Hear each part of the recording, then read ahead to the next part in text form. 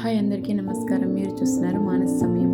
ఇవాళ పూర్వీ స్కూల్ నుంచి వచ్చేటప్పటికి ఈవినింగ్ స్నాక్స్లోకి చికెన్ పఫ్స్ అయితే చేసేసాను. అది కూడా గోధుమ పిండితో. పఫ్లోకి ఫిల్లింగ్ కోసం చికెన్ కర్రీ అయితే ప్రిపేర్ చేస్తున్నాను. ఫస్ట్ ఒక స్పూన్ ఆయిల్ వేసుకొని, ఆ తర్వాత జీలకర్ర ఉల్లిపాయలు వేసుకొని కొంచెం వేగనివ్వాలి. ఆ తర్వాత కొంచెం కరివేపాకు, జింజర్ గార్లిక్ పేస్ట్ యాడ్ చేసి పచ్చివాసన పోయేంత వరకు వేయించాలి. నెక్స్ట్ మనం టమాటా అయితే యాడ్ చేస్తున్నాము.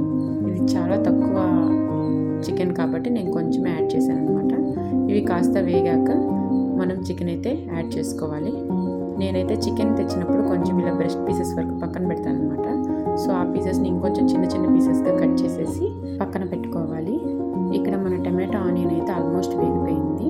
సో మనం చికెన్ కూడా యాడ్ చేద్దాం. చికెన్లో నేను ముందుగానే పసుపు ఉప్పు అయితే వేసి పెట్టుకున్నాను అనమాట. సో నేను ఇంకేం వేయకుండా కాసేపు మగ్గనిచ్చాను. చికెన్ కుక్ అయిపోయింది. ఆయిల్ సపరేట్ అయిందంటే మన చికెన్ కుక్ అయినట్టు. ఇప్పుడు రెడ్ చిల్లీ పౌడర్ మన దగ్గర ఏదైనా మసాలా ఉంటే యాడ్ చేసుకోవచ్చు. నేనైతే ఇంట్లో చేసి పెట్టిన గరం మసాలా అయితే యాడ్ చేసేసాను అనమాట. అంతే, చికెన్ అయితే రెడీ అయిపోతుంది. కోసం నేను ఆల్రెడీ పిండి అయితే రెడీ చేసి పక్కన పెట్టుకున్నాను. దీన్ని ఇప్పుడు నేను 4గా డివైడ్ చేస్తున్నాను. నేనైతే 4 చేస్తున్నాను కాబట్టి. సో ఇప్పుడు ఒక్కొక్క దాన్ని మనకి ఎంత వీలైతే అంత పలుచగా పెద్దగా రోల్ చేసుకోవాలి. లేయర్స్ కోసం అయితే ఇలా చేస్తున్నాను. ఇంకొక పద్ధతి కూడా ఉంది. నేనైతే ఇలా చేశాను అనమాట. ఇలాగ బాగా రోల్ చేసిన దాని మీద మనం కొంచెం బటర్ యాడ్ చేసి తర్వాత కొంచెం డ్రై పౌడర్ కూడా వేయాలన్నమాట. అదే గోధుమ పిండి అయితే నేను వేసాను.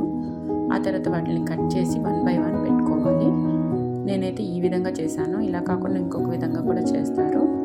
ఆ తర్వాత మనం చేసుకున్న స్టఫ్ అయితే దాని లోపల పెట్టేసి ఫోర్క్ తోటి ఇలాగా కట్స్ అయితే ఇచ్చేసాను.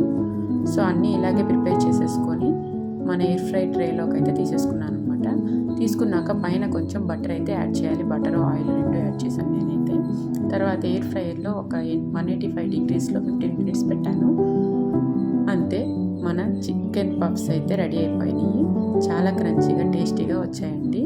మీకు కుక్ అవ్వలేదనిపిస్తే ఇంకొంచెం సేపు పెట్టుకోవచ్చు, లేదా డీప్ ఫ్రై కూడా చేసుకోవచ్చు. పిల్లలు ఎక్కువగా తినేది ఆ బయట ఉండే క్రంచీగా ఉండే లేయరే కదండి. అదే మనం గోధుమ పిండితో చేసామంటే మనకి ఏ భయం ఉండదు కదా. మళ్ళీ ఇంకొక వీడియోలో కలుద్దాం. అంతవరకు bye. Thank you for watching.